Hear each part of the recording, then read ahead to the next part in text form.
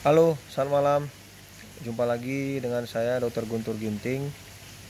Dan ini video ketiga yang saya buat untuk menjelaskan beberapa hal tentang COVID-19 secara sederhana, khususnya untuk awam ya, untuk orang awam. Dan pada bagian kali ini saya akan membaginya menjadi dua. Yang pertama mengenai bagaimana proses infeksi dari COVID-19 ini pada tubuh manusia dan bagaimana tubuh manusia meresponnya.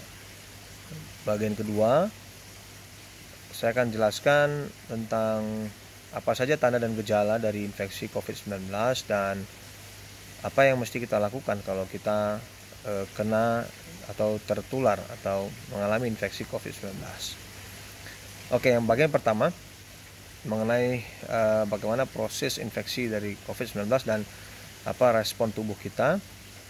Jadi kita ketahui bahwa COVID-19 ini memang sebagian besar mereka yang kena itu memang tidak apa-apa ya, baik-baik saja kondisinya, dalam artian bisa tidak bergejala ataupun bergejala ringan.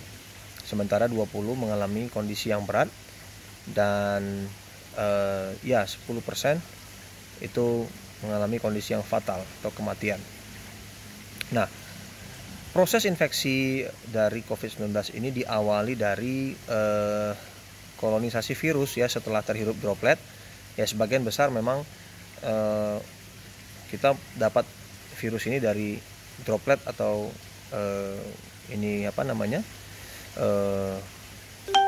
bisa kita katakan cipratan lah ya, cipratan dari ludah ataupun batuk ataupun bersin dari pasien yang terinfeksi, lalu kita bisa hirup. Nah, virus tersebut akan berkoloni di rongga hidung, itu tahap pertama.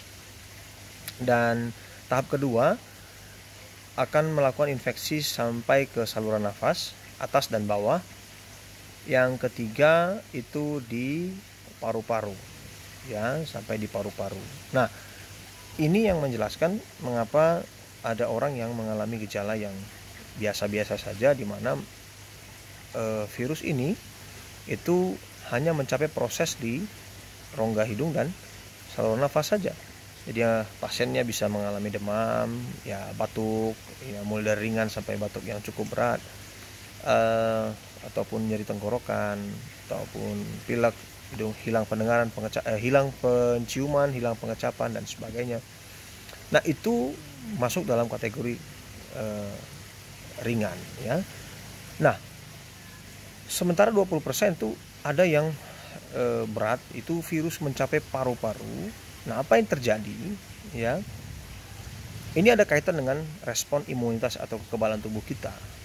Gitu. Jadi virus itu melakukan penetrasi ya sampai ke dalam sel, memperbanyak diri ya, dan kemudian merusak sel tersebut sambil melepaskan virus-virus yang dia produksi sendiri ya, menggunakan sel tubuh kita.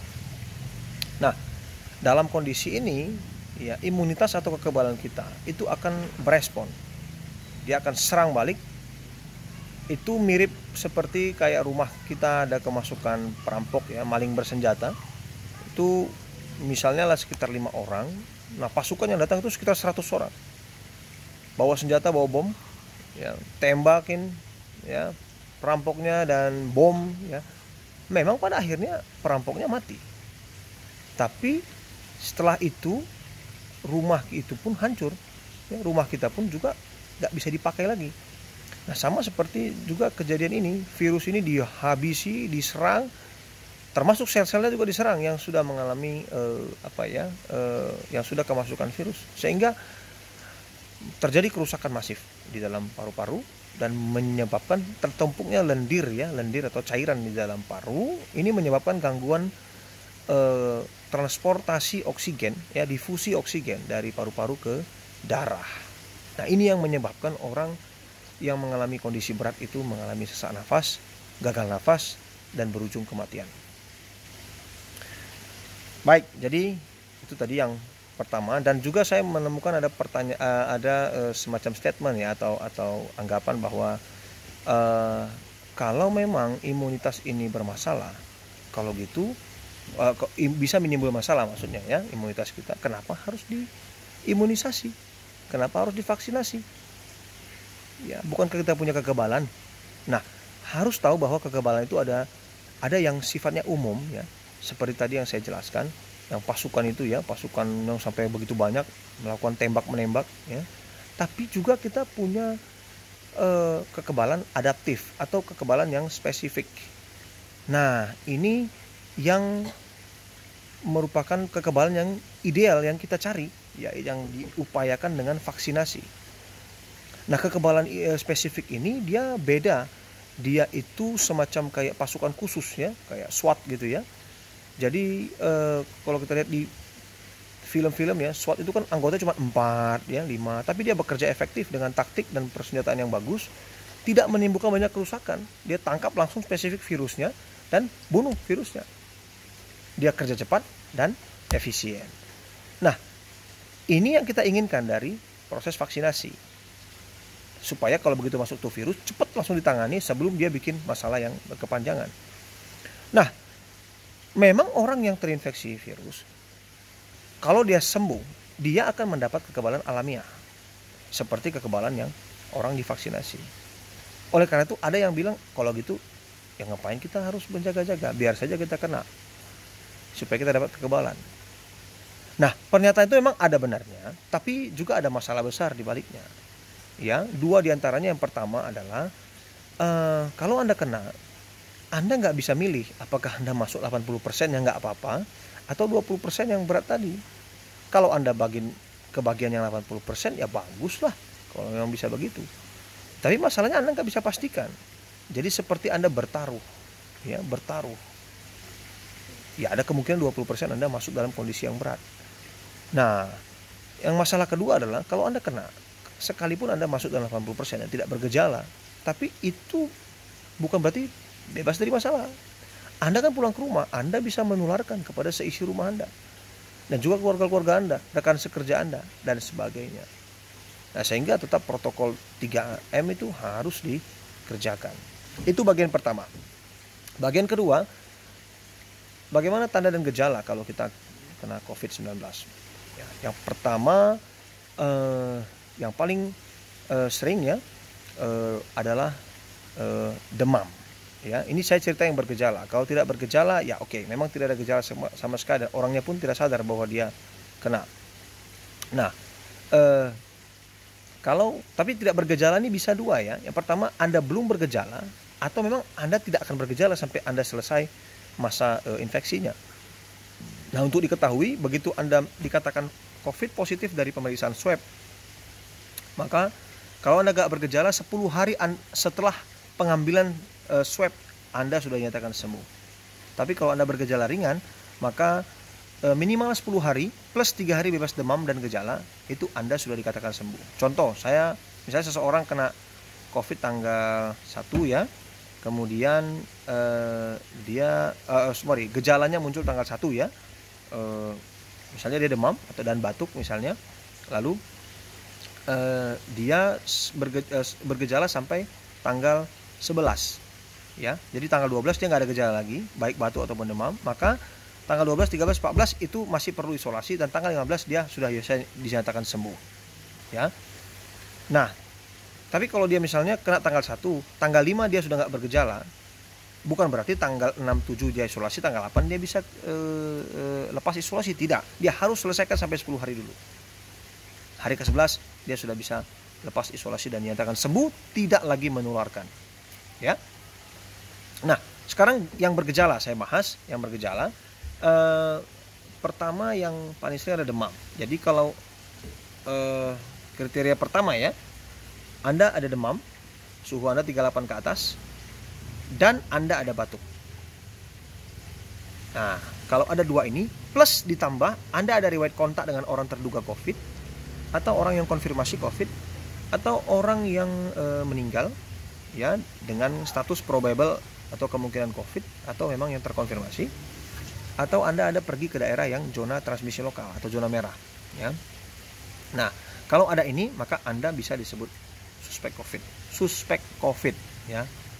bukan COVID yang konfirmasi, bukan, maaf. Nanti mungkin ada yang komen di video saya sebelumnya yang bilang saya itu bilang konfirmasi COVID itu, padahal saya tidak bilang demikian. Jadi bedakan antara suspek dengan konfirmasi. Lalu itu yang pertama tadi ya, ada demam, batuk, dan riwayat kontak atau bepergian. Kemudian kriteria kedua, Anda ada 3 gejala dari gejala yang saya sebutkan ini: demam, diare, demam atau riwayat demam ya, atau riwayat demam. Jadi bisa saja beberapa hari yang lalu demam, sekarang tidak. Kemudian diare, mual atau muntah atau tidak selera makan. Kemudian pilek atau hidung tersumbat. Kemudian nyeri tenggorokan, lemas, tidak bertenaga, sakit kepala, sakit seluruh badan, sesak nafas. Nah, ini bisa Anda coba nanti catat atau bagaimana, apakah ada itu 3 dari antara itu, plus ada riwayat kontak dan atau riwayat bepergian ke daerah zona merah, itu sudah bisa disebut suspek COVID ya. Itu tadi sudah 2 ya. Yang ketiga, kalau Anda ada gangguan ya, penciuman atau anosmia dan gangguan pengecapan atau augesia, itu kalau ada, tak perlu ada riwayat kontak, tak perlu ada riwayat bepergian, itu khas infeksi COVID, Anda sudah bisa disebut suspek COVID ya. Kemudian yang terakhir, kalau Anda mengalami ISPA ya, termasuk paketnya demam, batuk, dan sesak napas yang lumayan berat sehingga Anda harus dirawat di rumah sakit, jadi ISPA berat tersebut, ini juga tidak perlu ada riwayat kontak atau riwayat bepergian. Ini sudah bisa disebut suspek COVID. Nah, kalau terjadi seperti ini dan Anda merasa bahwa Anda suspek COVID, apa yang Anda harus lakukan? Idealnya adalah Anda berobat. Walaupun nanti pada saat berobat Anda akan disuruh periksa rapid lah, disuruh foto, Anda ikuti saja. Jadi nanti supaya ketahuan dengan jelas apa masalah yang sesungguhnya terjadi. Dan idealnya memang ini mesti di swab. Nah, syukurnya memang dinas kesehatan kita sudah mulai bisa swab ya. Jadi Anda bisa coba kontak puskesmas terdekat untuk bisa diberi informasi kapan bisa Anda di swab. Nah, ini penting. Kenapa? Karena selain Anda juga ada potensi Anda juga kontak erat. Untuk tracing ini perlu sekali. Keluarga Anda, kawan sekerja Anda, itu perlu ya. Kepastian bahwa Anda positif atau enggak COVID. Nah, jadi swab perlu. Nah, sekarang saya bicara kalau Anda memang belum di swab atau belum sempat di swab atau tidak bisa di swab atau tidak mau di swab, karena memang sekarang banyak yang nggak mau ke rumah sakit takut di COVID kan katanya. Ya, jadi untuk yang demikian Anda bisa lakukan hal-hal yang akan saya jelaskan di bawah ini. Yang pertama adalah Anda cukup istirahat, cukup minum. Ini penting sekali. Yang berikutnya, Anda cukup tidur, jangan bergadang. Yang keempat, jangan stres, tidak boleh panik. Harus upayakan bagaimana Anda bisa happy, bisa bahagia, bisa dengan hobi Anda, tapi jangan capek ya. Anda harus juga istirahat juga tadi seperti yang saya sebut. Kemudian yang berikutnya, upayakan Anda bisa dapat vitamin ya. Beberapa vitamin yang penting, yang memang berperan penting, saya nggak jelaskan perannya apa dalam penanganan COVID, adalah vitamin B, C, D, E, dan zinc. Ada beberapa merek suplemen tapi saya nggak bisa sebut, tanya aja di apotek nanti, yang memang ada beberapa komponen di antara satu tablet dia punya beberapa komponen di dalamnya gitu ya. Nah, sekali B, C, D, E, dan zinc. Nah, untuk kalau Anda ya, kalau yang naturalnya misalnya kalau vitamin D ya, Anda bisa upayakan dengan Anda ya berjemur untuk menginikan vitamin D. Kemudian vitamin C dari buah-buahan, vitamin B dari ya daging, ikan, kacang-kacangan. Dan kalau Anda batuk, Anda bisa coba cari obat yang mengandung bromhexin ya. Kalau ini kayaknya bisa saya sebut ya Siladex, Bisolvon, dan juga yang mengandung N-acetylcysteine ya. N-acetylcysteine. Nah, nanti bisa tanya di apotek saja. Kalau demam silakan makan obat demam. Nah, selebihnya mengenai obat virus, antivirusnya, antibiotik, dan beberapa obat yang lain, itu kelihatannya sebaiknya Anda konsultasi ke dokter saja, ya, karena takutnya nanti salah keputusan, karena ada beberapa hal yang perlu pertimbangan sebelum itu diputuskan untuk diberikan. Nah, kira-kira begitu. Nah, satu lagi, tidak salah juga Anda untuk punya suatu alat namanya pulse oximeter. Jadi beberapa alat yang perlu ya, pulse oximeter itu alatnya nanti bisa Anda coba cari lihat di YouTube. Itu Anda taruh di jari Anda. Nah, ada yang disebut happy hypoxia pada COVID ya. Jadi orangnya itu sudah mengalami penurunan kadar oksigen dalam darah, tapi dia terlihat masih bagus-bagus saja. Gitu. Atau kalaupun ada perubahan ini tidak nampak dia sesak napas, tapi hanya semacam kayak kebingungan, agak lambat menjawab pertanyaan ataupun agak tidak nyambung gitu ya. Nah, ini disebut happy hypoxia. Nah, kalau alat itu gampang sekali, tinggal taruh di jari saja, kemudian dipencet, itu akan kelihatan berapa saturasi oksigennya. Nah, normalnya orang tuh di atas 95 ya, 97 biasanya 98 bahkan 99. Nah, kalau sudah mulai 95 ke bawah, itu hati-hati. Kalau di bawah 93 itu sudah cukup berat hipoksia yang terjadi dan Anda harus cepat-cepat cari pertolongan ya ke rumah sakit. Nah, kemudian termometer juga perlu supaya mengukur suhu. Dan ya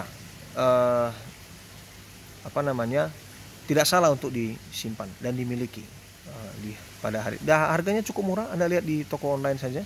Terus yang mahal-mahal sekitar 200.000 untuk pulse oximetry, dan kalau tem nggak sampai 20.000 saya kira. Nah, itu informasi yang bisa saya berikan malam ini, dan ya saya doakan semoga kantor perapat semakin rendah ya angkanya. Ini masih tetap hari demi hari ya seperti saya sebut kemarin. Dan saya kira itu aja. Kalau ada pertanyaan atau apa silakan komen, nanti saya akan bikin video untuk bisa jawab. Baik, selamat malam, tetap sehat, jangan lupa bahagia ya, salam sehat.